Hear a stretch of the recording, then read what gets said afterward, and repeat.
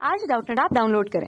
Doubtnut पर अपने सभी गणित, रसायन विज्ञान, भौतिक विज्ञान और जीव विज्ञान के डाउट्स का करो सफाया। बस प्रश्न की फोटो खींचो, एक ही प्रश्न को क्रॉप करो और तुरंत वीडियो सोल्यूशन पाओ। अभी डाउनलोड करें। हेलो दोस्तों, तो देखिए इस प्रश्न में हमें एक सारणिक दिया गया और हमसे कहा गया है कि सिद्ध कीजिए कि सारणिक जिसके अवयव हैं 29, 26, 22, 25, 31, 27, 63, 54 और 46 बराबर होगा 132 के। मतलब मुझे क्या करना है, ये जो सारणिक मुझे दिया गया है मुझे इसे हल करना है, इसका मान निकालना है और मुझे बताना है कि जो इसका मान आएगा वो 132 के बराबर होगा। तो देखिए जब हमारे ये सारणिक अगर दिया गया, मैं इस सारणिक को लिखता हूँ पहले। तो ये हमें दिया गया 29, 26, 22, 25, 31, 27 और 63, 54, 46। तो देखिए ये सारणिक हमें दिया गया है और मुझे इसे हल करके क्या करना है, इसका मान निकालना है। तो देखिए अगर मैं इसे करना चाहूँ तो मैं इसका अभी भी इसे हल कर सकता हूँ। हल करते वक्त हम क्या करते हैं, हम किसी पंक्ति या फिर किसी स्तंभ के सापेक्ष। तो देखिए अब इसे हल करने के लिए सारणिक का मान अगर मैं निकालना चाहूँ तो देखिए मैं वैसे भी निकाल सकता हूँ इसे, अभी के अभी मैं किसी पंक्ति और किसी स्तंभ के सापेक्ष हल कर सकता हूँ, ठीक है। या फिर मैं क्या करूँ, मैं इसमें पंक्तियों और इसके स्तंभों में कुछ संक्रियां लगाकर इसे थोड़ा सा सरल बना लूँ। या फिर ऐसा कर दें कि हम किसी इसके पंक्ति किसी एक या दो या तीनों अवयव को शून्य बना ले ताकि इसे सरल करने में हमें आसानी हो। तो हम क्या करेंगे, अब यहाँ पर कुछ संक्रियां लगाएंगे इसके स्तंभों में और पंक्तियों में और इसे थोड़ा सरल बनाएंगे। तो सबसे पहले हम एक संक्रिया लगाते हैं इसके पहले स्तंभ C1 में। तो देखिए मैं आपको बता देता हूँ, पहला स्तंभ जो है ये हमारा C1 होगा, ये C1 है, ये C2 है, ये C3 है।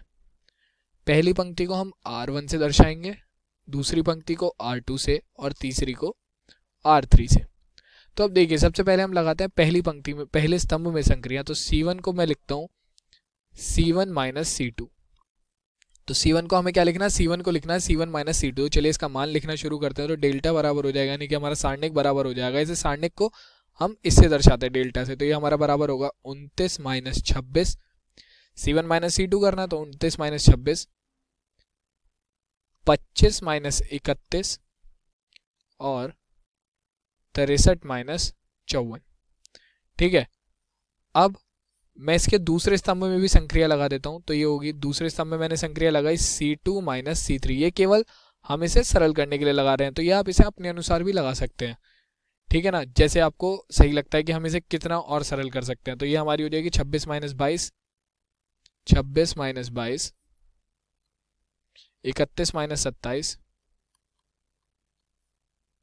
ये आ जाएगा हमारा 54 माइनस 46 माइनस 46। और तीसरे स्तंभ को हम ऐसे ही रखते हैं 22, 27, 46, 22, 27 और 46। तो ये अब हमारा सारणिक बन गया, ठीक है। तो इसे हम जरा सरल कर लेते हैं। तो ये हमारा क्या आ जाएगा, डेल्टा बराबर आ जाएगा 29 माइनस 26 हमारा कितना हो जाएगा 3, 25 माइनस 31। तो 25 माइनस 31 हमारा क्या हो जाएगा, ये आ जाएगा माइनस के 6। और 63 माइनस 54 हमारा कितना हो जाएगा, 63 माइनस 54 हो जाएगा हमारा, ये हो जाएगा हमारा 9, ठीक है। अब देखिए यहाँ पर हमारा 26 माइनस 22 हो जाएगा 4, 31 माइनस 27 हो जाएगा हमारा 4 और 54 माइनस 46 हो जाएगा हमारे पास, कितना आ जाएगा, ये हो जाएगा 8, ठीक है। तो ये अब हमारे C1 और C2 बन गए और C3 का मान वही है 22, 27, 46। तो 22, 27 और 46। तो अब सारणिक हमारा ये बन गया। अब इसमें हम और क्या कर सकते हैं कि ये और थोड़ा सरल हो जाए। तो देखिए मैं जो इसका पहला स्तंभ है, यानी कि ये वाला स्तंभ जो है, यहाँ से क्या उभयनिष्ठ ले सकता हूँ।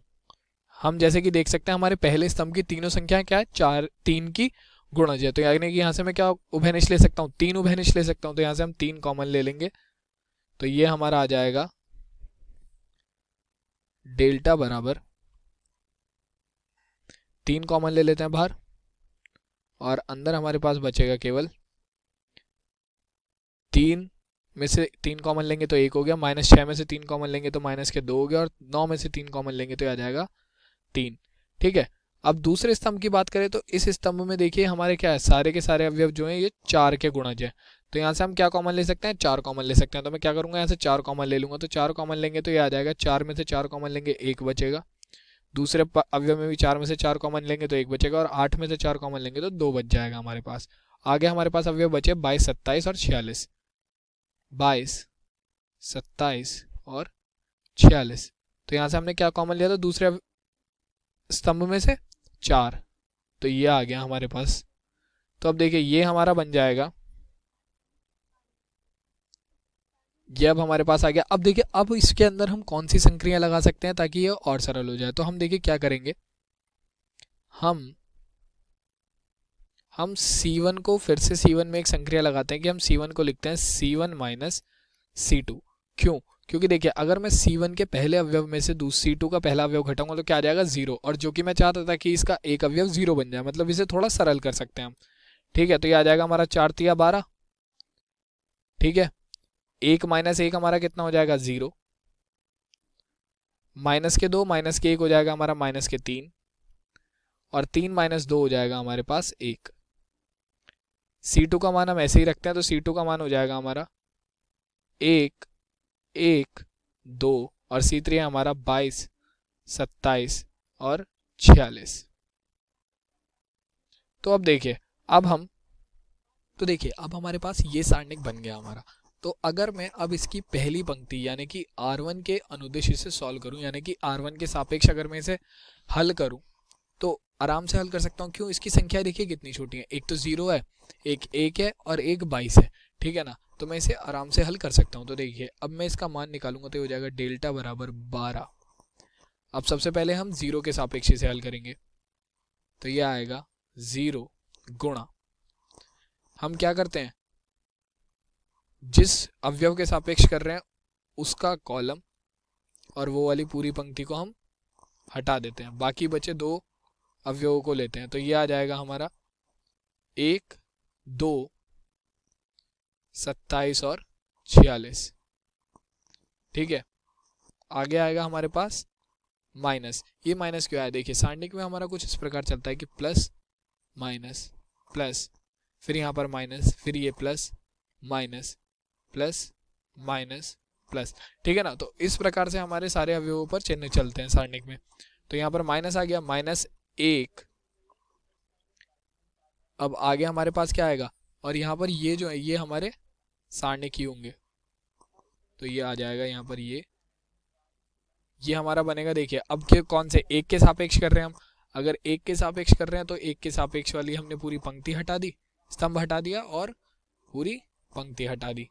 तो अब कौन से अवयव बचे हमारे पास, एक तो ये बचा, तो ये आ जाएगा हमारा क्या है, ये 3 माइनस के 3, ये हो गया 1, ये हो जाएगा 27 और 46। ठीक है, आगे आएगा प्लस 22 गुणा, अब हम क्या करेंगे, ये वाला स्तंभ और ये वाली पंक्ति हटा देंगे। तो कौन से अवयव बचे हमारे पास, एक ये और एक ये, तो ये आ जाएंगे हमारे माइनस के 3, 1, 1 और 2। तो अब इसे सरल करना तो बहुत आसान हो गया, ये हमारा आ जाएगा, देखिए ये आ जाएगा डेल्टा बराबर 12 गुणा 0, इसकी गुणा इसमें और इसकी माइनस इसकी गुणा इसमें, तो ये हो जाएगा 46 गुणा 1 माइनस 27 गुणा 2, तो ये हमारा हो जाएगा 54 माइनस 1, फिर ऐसे ही इसकी गुणा यहाँ पर और इसकी गुणा यहाँ पर, तो ये हो जाएगा हमारा माइनस के 46 गुणा 3, तो ये आ गया माइनस के 138 माइनस 27 प्लस 22 गुणा इसकी गुणा यहाँ पर माइनस इसकी गुणा यहाँ पर, तो ये हो जाएगा माइनस के 6 और माइनस के 1। ठीक है, ये मान आ गया। अब देखिए 0 की गुणा किसी भी संख्या में करेंगे तो पूरा पद 0 ही हो जाएगा, तो डेल्टा बराबर आ जाएगा हमारे पास, डेल्टा बराबर हो गया 12, ये पूरा पद तो 0 ही हो गया, तो हो जाएगा 0 माइनस 1 की गुणा किसी पद में करेंगे तो वही पद आ जाता है, और ये हो जाएगा हमारा माइनस के 138 प्लस माइनस के 138 माइनस के 27, तो ये आपस में जुड़ जाएंगे, तो ये हमारा हो जाएगा माइनस के 165 प्लस ये होगा हमारा 22 गुणा माइनस के 6 माइनस का 1, तो ये हो जाएगा माइनस के 7। ठीक है, तो ये हमारे पास आ जाएगा डेल्टा बराबर 12 गुणा माइनस माइनस प्लस, तो ये हो जाएगा प्लस 165, और ये हमारे पास क्या आएगा प्लस के 22 गुणा, तो ये हो जाएगा 22 गुणा 100 माइनस के साथ हो जाएगा माइनस के 154। ठीक है, तो अब हमारे पास आ गया डेल्टा बराबर 165 प्लस माइनस माइनस 154। तो 165 में से जब हम 154 घटाएंगे तो हमारे पास क्या आ जाएगा, ये आ जाएगा 11। 165 माइनस 154 हो जाएगा हमारा 11। ठीक है, तो 12 गुणा 11 क्या हो जाएगा, 12 गुणा 11 हमारा कितना आ जाएगा, 12 गुणा 11 आ जाएगा हमारा 132। तो यानी कि सारणिक का हल कितना आ गया, सारणिक का हल आ गया हमारा 132, और यही हमें प्रश्न में सिद्ध करना था यहाँ पर। तो यही हमारे प्रश्न का क्या हो जाएगा, उत्तर। धन्यवाद। कक्षा 6वीं से 12वीं से लेकर नीट, IIT, JEE वो एडवांस के लेवल तक 1 करोड़ से ज्यादा छात्रों का भरोसा। आज ही डाउनलोड करें डाउटनेट ऐप या व्हाट्सएप करें अपने सारे डाउट्स 8400 400 400 पर।